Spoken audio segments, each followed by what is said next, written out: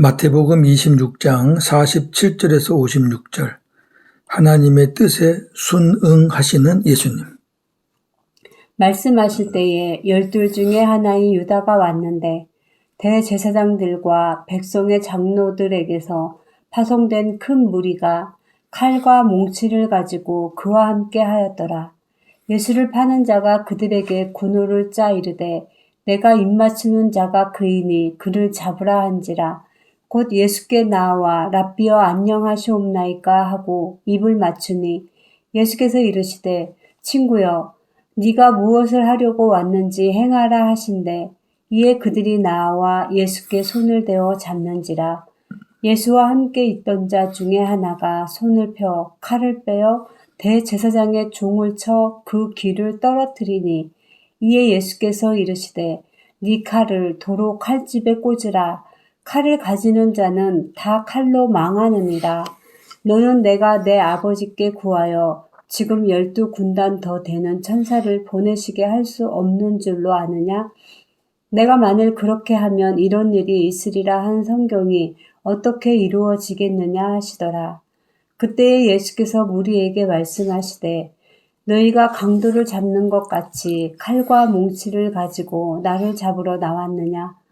내가 날마다 성전에 앉아 가르쳤으되 너희가 나를 잡지 아니하였도다. 그러나 이렇게 된 것은 다 선지자들의 글을 이루려 함이니라 하시더라. 이에 제자들이 다 예수를 버리고 도망하니라. 아멘. 주제 예수님을 넘기는 유다. 하나님의 뜻에 순응하시는 예수님. 47절에서 50절 예수를 넘기는 유다. 예수님께서 세 번째 기도를 마치고 돌아오셔서 잠자는 제자들에게 이제는 자고 쉬어라. 보아라. 인자가 죄인들의 손에 팔릴 때가 가까이 왔다. 일어나라 함께 가자. 보아라. 나를 넘겨줄 자가 가까이 왔다고 말씀하실 때 가룟 유다가 대제사장들과 백성의 장로들이 보낸 큰 무리와 함께 예수님께 왔는데 그들의 손에는 칼과 몽둥이가 들려 있었습니다. 가룟 유다는 예수님이 기도하시는 곳을 익히 알고 있었기 때문에 바로 찾아올 수가 있었습니다.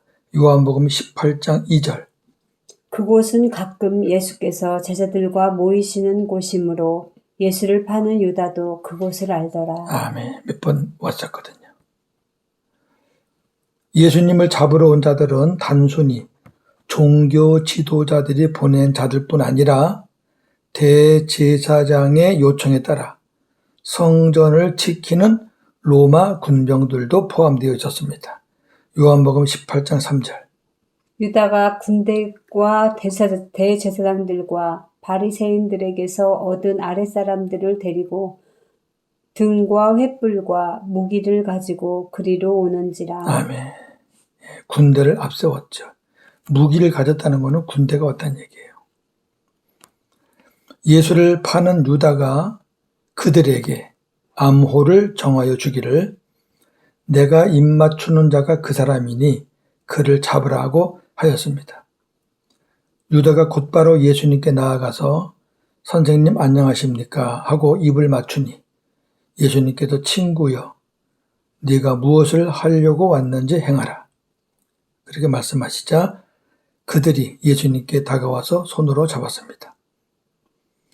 유다는 예수님을 잡으러 온 자들과 사전에 암호를 정하고 예수님께 입맞춤을 했습니다. 내가 입맞추면은 너희들이 그 사람을 잡아라. 그렇게 미리 짠 거죠. 누가는 이 부분을 이렇게 말합니다. 유다야, 네가 입맞춤으로 나를 파느냐? 그렇게 기록되었습니다. 누가복음 22장 48절입니다. 예수님께서 유다에게 친구여라고 하셨는데 이 말 속에는 여러 의미가 담겨져 있습니다. 친구여. 그는 3년간 예수님과 함께 했던 자였지요. 이 내용도 포함되어 있고요. 또 물욕의 눈이 어두워 다른 길로 가는 자가 되었죠. 이 마음도 담겨져 있는 그런 친구여입니다. 51절에서 54절 하나님의 뜻에 순응하시는 예수님.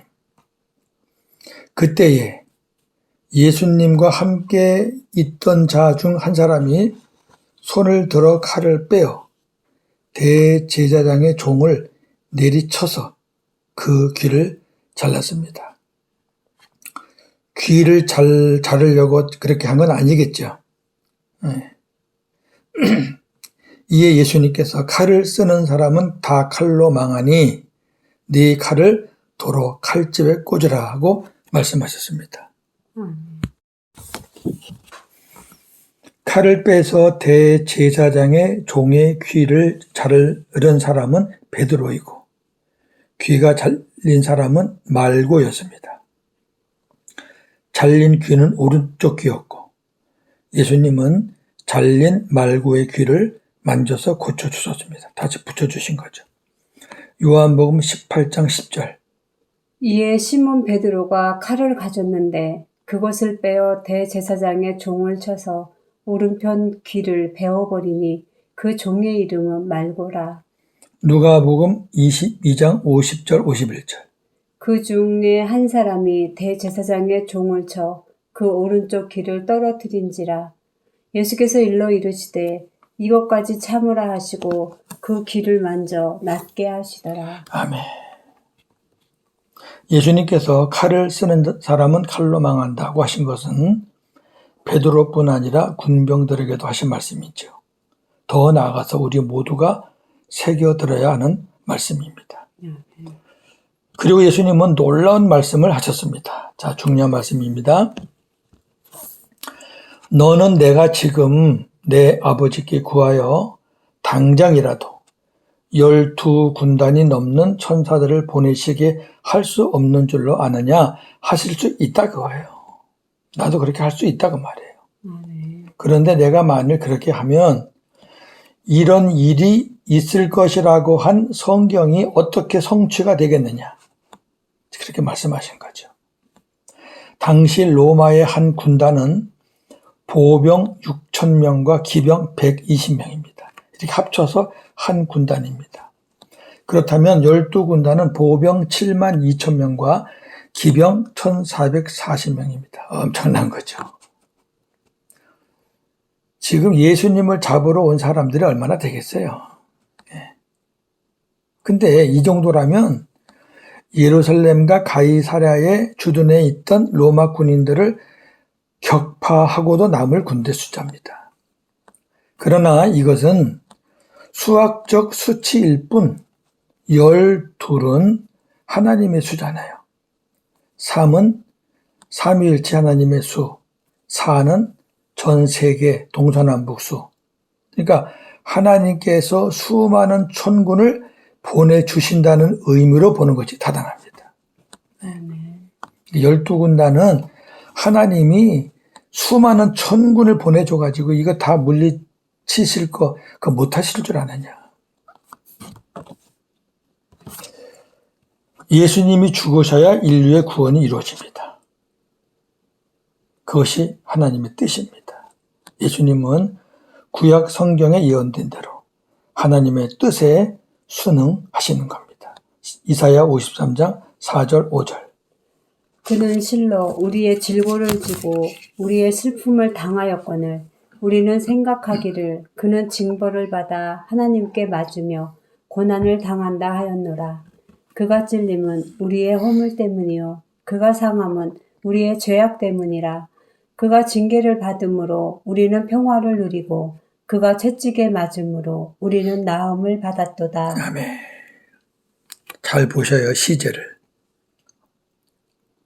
나음을 받을 것이다가 아니에요. 받았도다.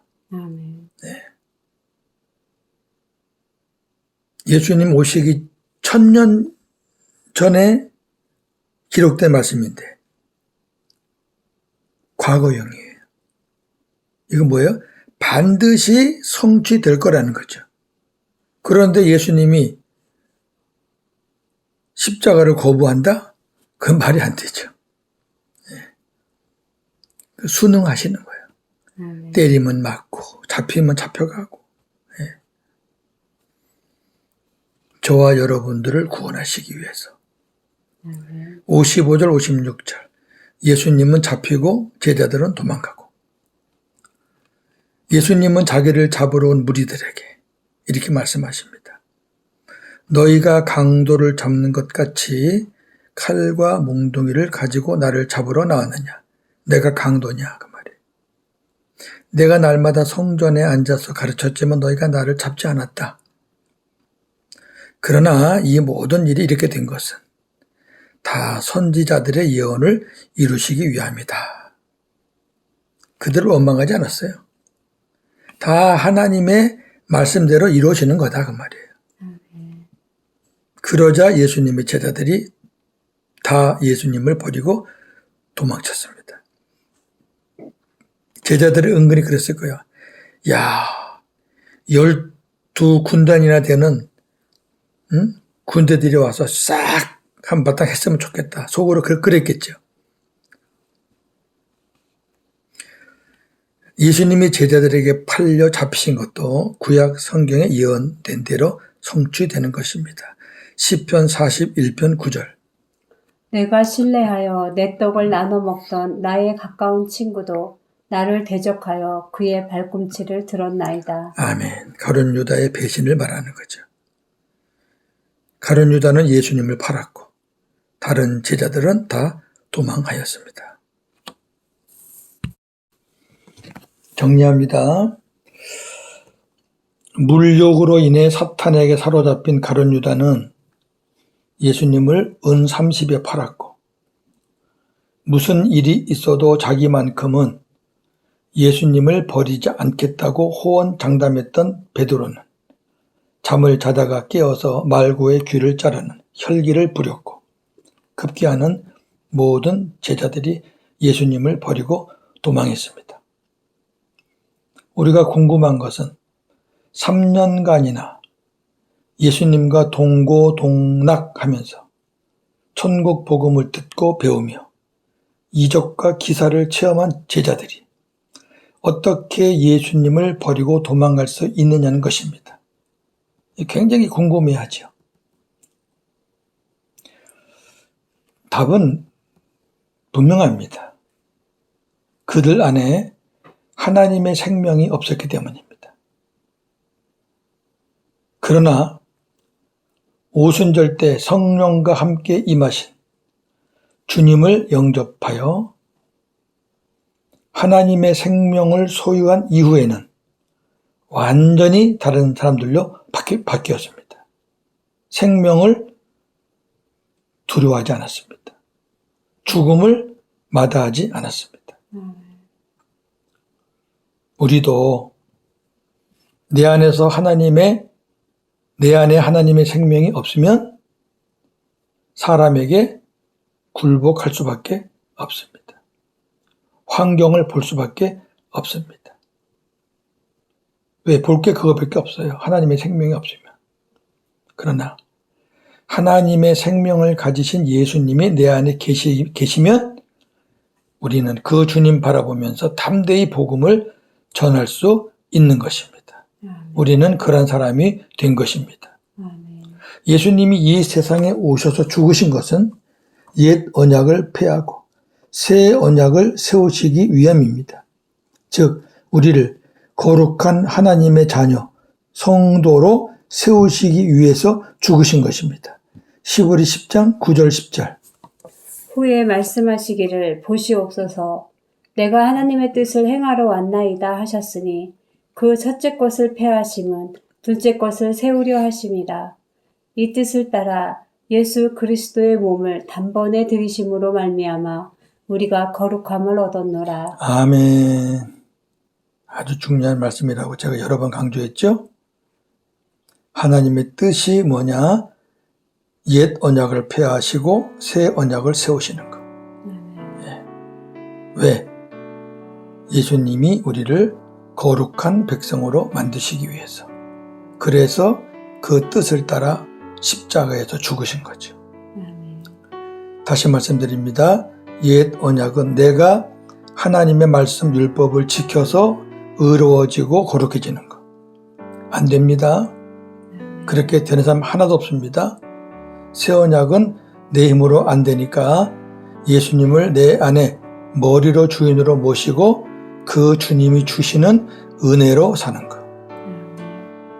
주님이 우리 안에서 살아 계셔서 우리의 구원을 이루어 가시는 것. 그것이 새 언약입니다. 예수 그리스도는 오늘도 우리 안에서 새 언약을 이루어 가십니다. 할렐루야. 오늘도 복음으로 승리하는 저와 여러분 되기를 주님의 이름으로 축원합니다. 아멘. 하나님, 예수님의 제자들 결국은 다 도망갔습니다. 예수님의 나약한 모습을 보고 다 도망갔습니다. 예수님은 힘이 없어서 그렇게 하신 것이 아니라 구약에 예언된 약속된 그 하나님 말씀을 뜻을 성취해 드리시기 위하여 하나님의 뜻에 순응하신 것입니다. 예수님은 철저하게 율법을 다 순종하셨습니다. 예수님이 그렇게 율법을 순종하셨기에 더 이상 우리가 율법으로 구원받을 일은 없습니다.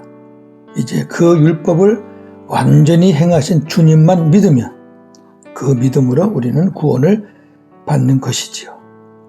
예수님이 이 땅에 오신 것은 새 언약을 세우시기 위해서 오셨고 이제 주님을 마음의 주인으로 영접한 자들 안에서 지금도 새 언약을 이루어 가시는 줄 믿습니다. 우리가 구원받을 수 있는 것은 내가 무엇을 행하고 믿었기 때문이 아니라 내 안에 오신 주님께서 나를 구원으로 인도해 가시기 때문에 우리가 구원받는 줄로 믿습니다. 천국이신 예수님을 내 안에 모시고 천국을 누리며 살다가 주님의 인도로 천국에 들어가서 주님과 영생하는 것이 천국 복음인 줄로 믿습니다. 오늘도 복음으로 승리하는 하루가 되게 하여 주시옵소서. 예수님의 이름으로 기도하옵나이다. 아멘.